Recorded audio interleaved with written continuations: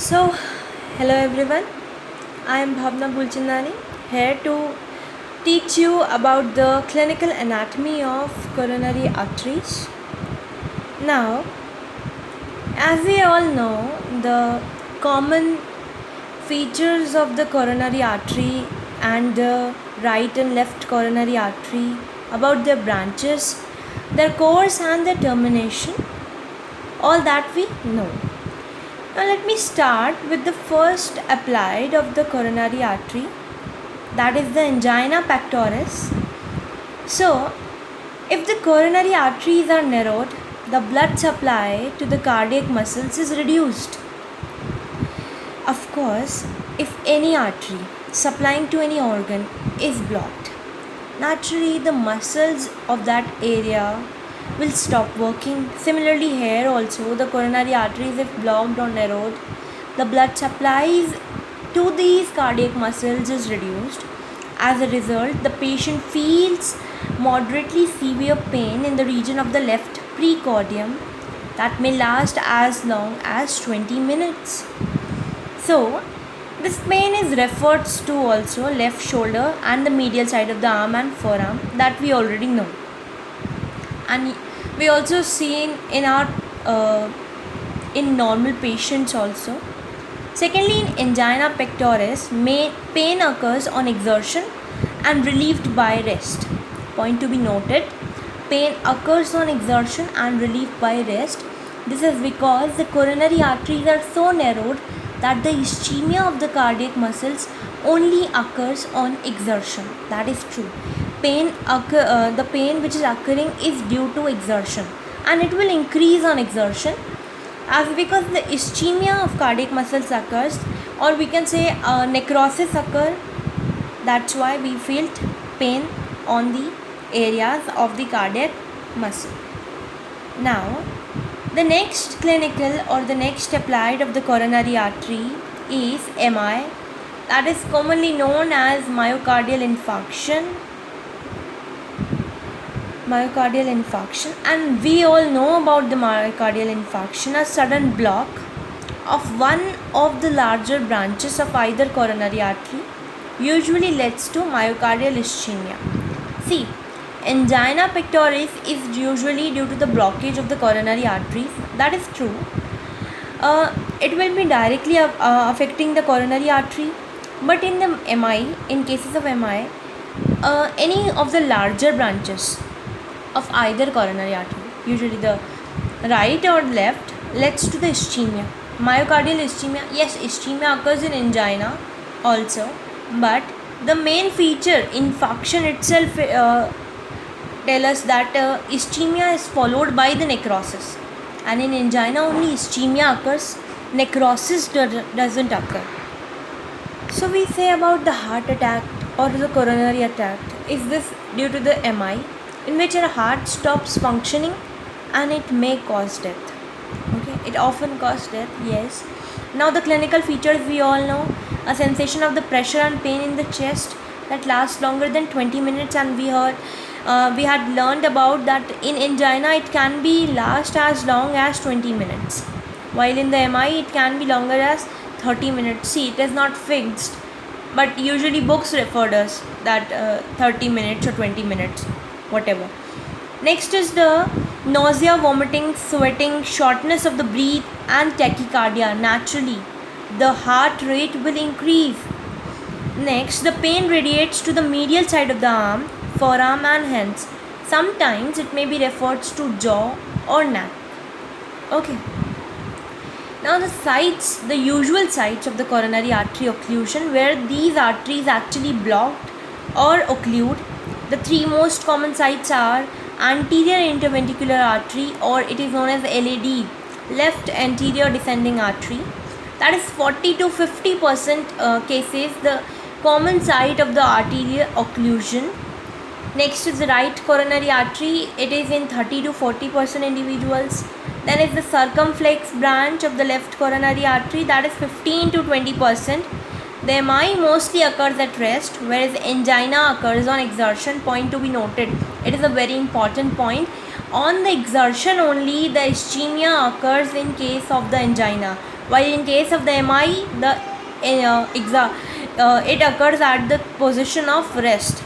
Next is the anterior interventricular artery or the left anterior descending artery is most commonly blocked, as it is seen in the 40 to 50% individuals. Next is what?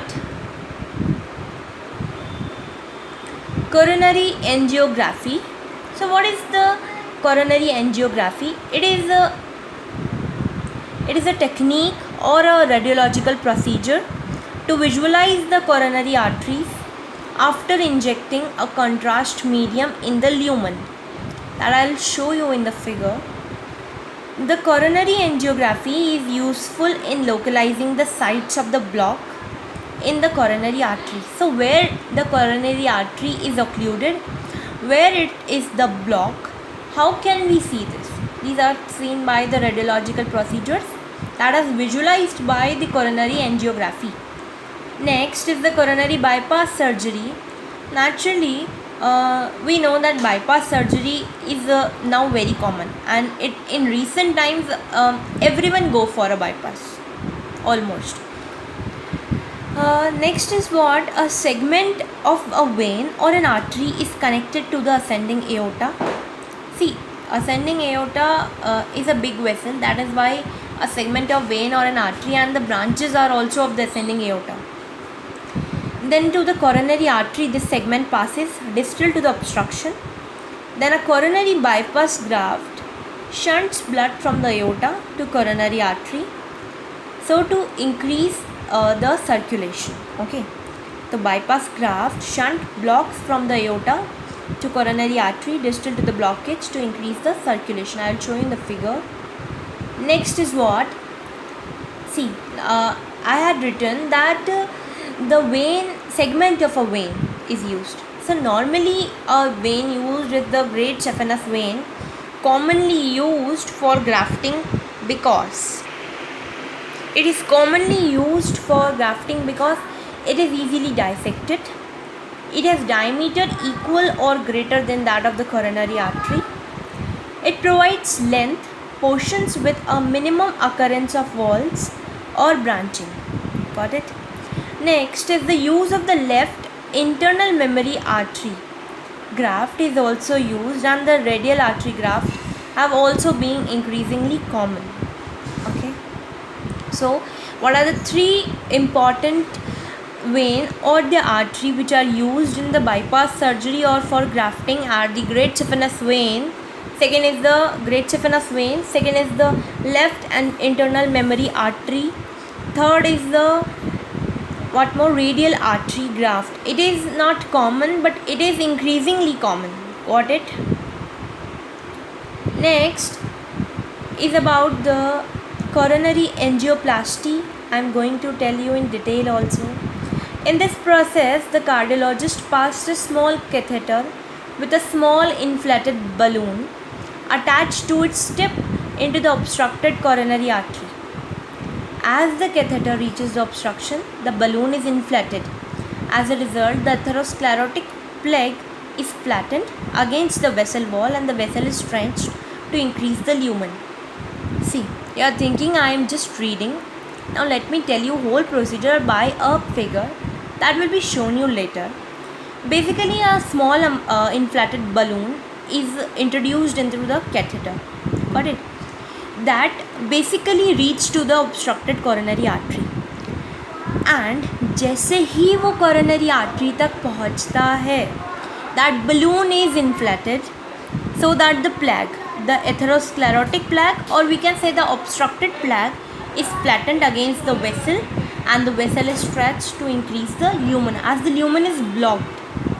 Got it? Obstruction means something, there is a blockage of the lumen.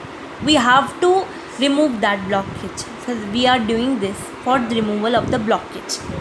Now the next is, sometimes transluminal instruments with rotating blades and lasers are used to cut the clot. Then after the artery is dilated, an intravascular stent is introduced to maintain the dilation. Got it? A stent. You all had heard about this stent, which is introduced into the general MI or in any of the obstruction cases. Okay, now see, I told about the then I told you about the bypass surgery or the grafting. So see, it is our heart, and this is the artery which is used for grafting, that is the internal memory artery graft. These both are showing here are the arterial graft.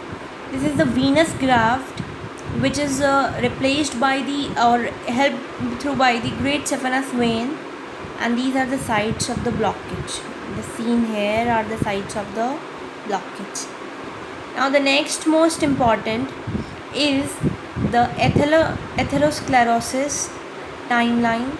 So these are some foam cells and the fatty streak, intermediate lesion, atheroma, fibrous plaque, and the complicated lesion and rupture. See, it is our vessel.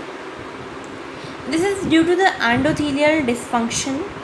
Okay, see, atherosclerosis is due to the lipid accumulation. It can be the cholesterol or anything else. See, foam cells are present in the endothelium. The fatty streak occurs and the intermediate lesion causes atheroma, that is a blockage due to the fatty tissue, and the fibrous plaque, and ultimately the lesion or the rupture. See, it is from the first decade to third decade and to the fourth decade. Got it? Smooth muscles and cartilage, collagen, thrombosis also occur in this case. Now next, what the else I was trying to say you that fatty streak composed of the lipid leaden macrophages, foam cells. That is I was telling about the foam cells, that are the fatty streaks. Then these fatty streaks progress to plaque. Plaque is the soft necrotic core of lipid with surrounding chronic inflammatory cells covered by the fibrous cap. See, there is a small nephrotic core that is surrounded by the chronic inflammatory cells that are covered by fibrous cap. See, these plaque progressively enlarge and cause critical stenosis. Got it? Or it may ulcerate or rupture, leading to thrombosis and the critical ischemia, and the pressure atrophy may cause aneurysm dilation. That means the atherosclerosis, just due to the plaque, that is the soft necrotic tissue that causes necrosis, can cause three type of problems, that is the critical stenosis, the critical ischemia, and leads to thrombosis, and the most important is the aneurysm dilation. Now see, this is about the coronary pathology. In the acute coronary artery syndrome, the evolution of the coronary lesion follows. See, this is the initial plaque formation, this is the arterial lumen and this initial plaque formation. Then second is the plaque growth, how this growth is done, and the third most is the vulnerability and the rupture, and the fourth is the thrombosis. See how this block occurs and ultimately leads to ischemia and may cause death. Next is I was telling about the catheterization technique and the Seldinger technique. Method of the vessel catheterization, 6 steps process. I told about it, that we first insert the needle with the inner cannula. See, it is seen in this is the vessel. Then the placement of the needle in the lumen of the vessel. Inner cannula removed. See, this is inner cannula is removed. Observe both the pictures. And the third most is the insertion of the guide wire. Step 4 is the removal of the needle by pressing against. Step 5 is the threading of the catheter to area of the interest. See, we are introducing it. And 6th is the removal of the guide wire. Got it? And about the stenosis, I told you about the tight stenosis shown in the picture, involving the mid segment of the right coronary artery. The distal branches are normal, see in the picture. And the next picture, a partially obstructive, see there is the left circumflex and the proximal left anterior descending lesion. It is seen in the picture very clearly. Next is what? See, this is the angiographic view of the right coronary artery, the left artery, and right coronary artery, and what more about? This is the angiographic view of the right coronary artery, and this is branches, the right conus artery and the conus branch, the atrial branch, Next is what? The transthoracic echocardiography imaging of the coronary arteries. With the available techniques, it is possible completely evaluated left anterior descending artery and a part of the posterior descending artery. It is nowadays possible to investigate left anterior descending in 98% of the patients and posterior descending artery in the 60 or to 70% of the patients. See in this picture the transthoracic positioning of the probe in order to highlight the two major coronary arteries. Now next is what? The left artery thrombosis. See in the picture, these are the radiological techniques or the radiological x-rays which are taken. The multiplanar reformation of the same data demonstrating the extent of the thrombus formation. So how this thrombus occurs, it is clearly seen in this x-rays or the radiological techniques. See, MDCTA is the technique which if I will start telling you, so it will go in detail. If I start teaching this, it will take a very long time, so it will be discussed later. So it is the thrombosis. Next is what? The myocardial infarction. The myocardial infarction, I told you about the irreversible necrosis, sudden cardiac death, breathlessness and the collapse occur, diagnosed by the raised cardiac biomarker. And these are the results from the coronary artery disease that I told you in the starting or the beginning, that the coronary artery disease mainly starts with the angina pectoris and the myocardial infarction. This is the myocardial infarction and there is the angina pectoris, that is a symptom complex caused by the transient myocardial ischemia, that is fixed atheromatous stenosis of one or more arteries, that is blockage of one or more arteries, or it is caused due to the branches of the coronary arteries of either coronary arteries is blocked. Now it has three types: stable angina, unstable angina and the variant angina. I think it is enough at the level of first year. So thank you everyone.